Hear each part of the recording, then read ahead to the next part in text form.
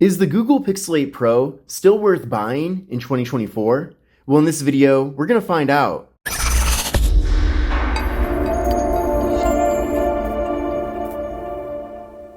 What's going on, everyone? This is Kevin here, and this is the Google Pixel 8 Pro. Now, I am part of Team Pixel, and this phone is a gift from Google, so I just want to make that clear. Now, the Pixel 8 Pro was launched back in October of 2023, so by no means is this phone an old device, that's for sure.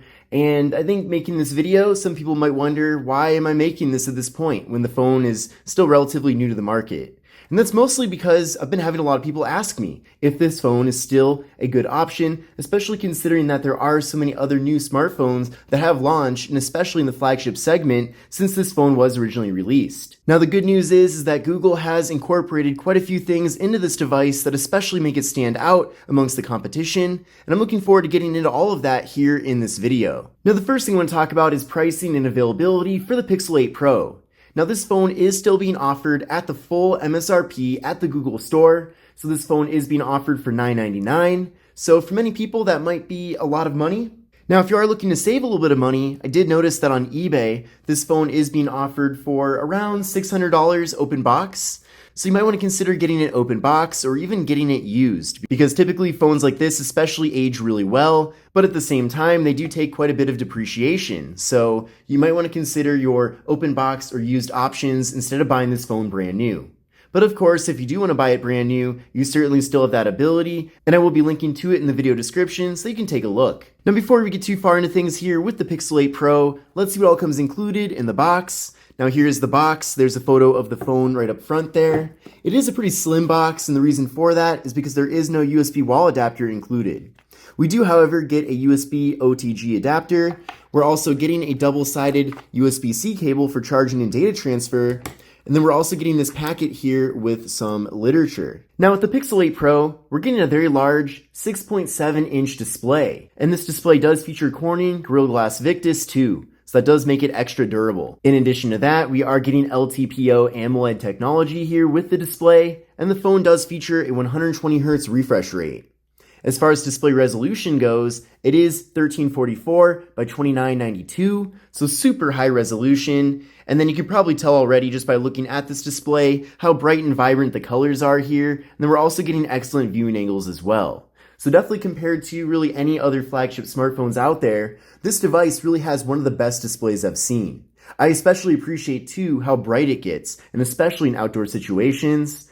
So Google definitely didn't leave any room for disappointment with the display on this device. By the way, if you're wondering, this wallpaper on here was actually created via AI on the actual phone itself. If you want to create your own AI wallpapers, simply hold down on the display, go to Wallpaper and Style, and then go to More Wallpapers. And then right here, there's an option for AI wallpaper. And you can see that I've already created quite a few of them here on the device. So that's a really nice feature. I'm definitely tired of the days where you'd have to go online and look for random wallpapers. So it's great that you can just create wallpapers on board here on the phone if you do wish to do so. Now with this device, we're getting a PPI of 489, so super high resolution. We're getting a 20:9 aspect ratio, so a more narrow but taller form factor. And we're getting an 87.4% screen-to-body ratio. So very small bezels all throughout here on the phone. We're pretty much getting an all-screen display here on the device. They really did a great job designing this front panel here. Now up top here, we do have the hole punch for the front-facing camera, and that front camera is 10.5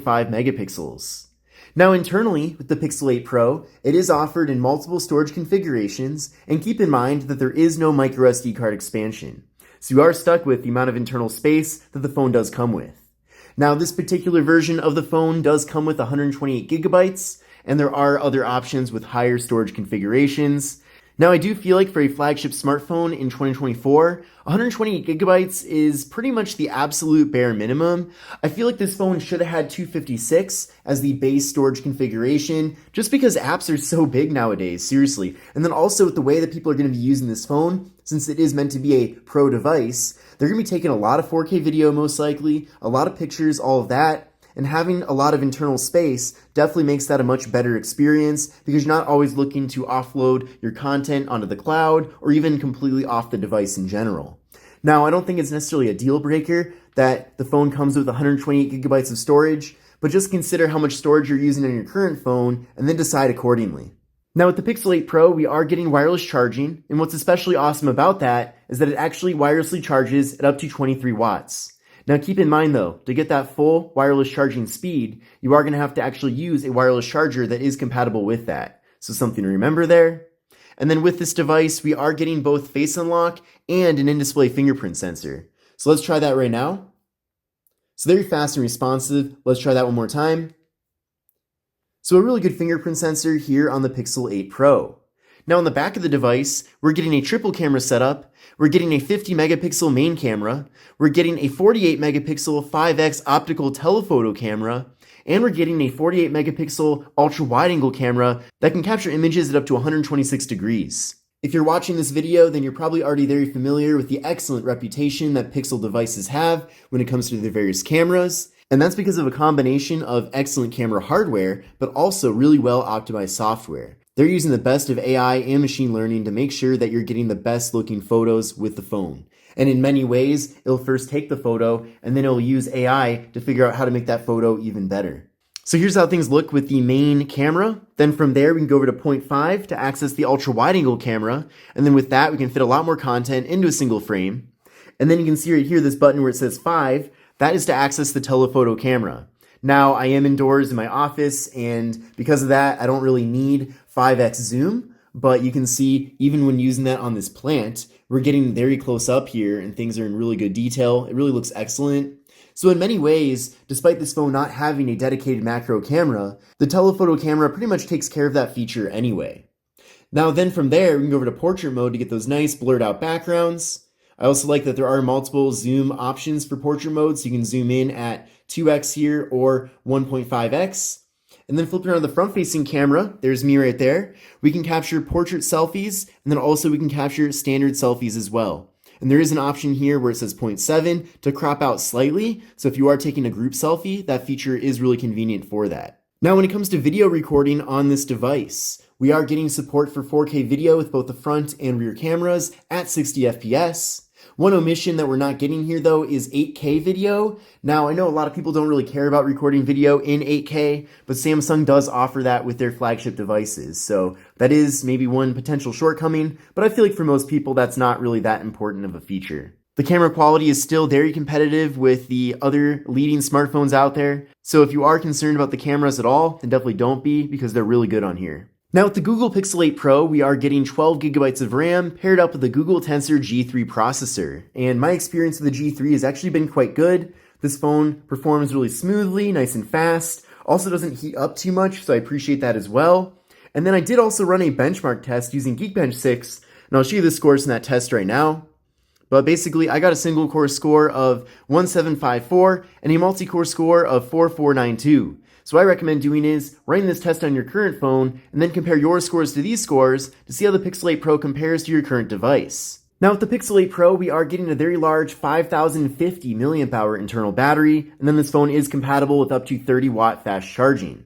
Another awesome thing as well is that this phone does come with Android 14 out of the box, and Google has promised up to 7 years of major Android software updates. So it's most likely you won't be keeping this phone for 7 years or even half that amount of time, but if you decide to do so, just know that you're always going to be getting the latest version of Android. And then since this is a Pixel device, Pixel phones tend to be the first ones to get new versions of Android, so that's definitely very exciting if you are an Android enthusiast. Now this device does come with NFC. We're also getting IP68 dust and water resistance, which means it can go underwater for up to 1.5 meters for up to 30 minutes. And then we are both getting nano SIM and eSIM here with the device. So if you're a little bit concerned how Apple iPhones now don't have a regular SIM card slot, we are still getting that here at the Pixel 8 Pro.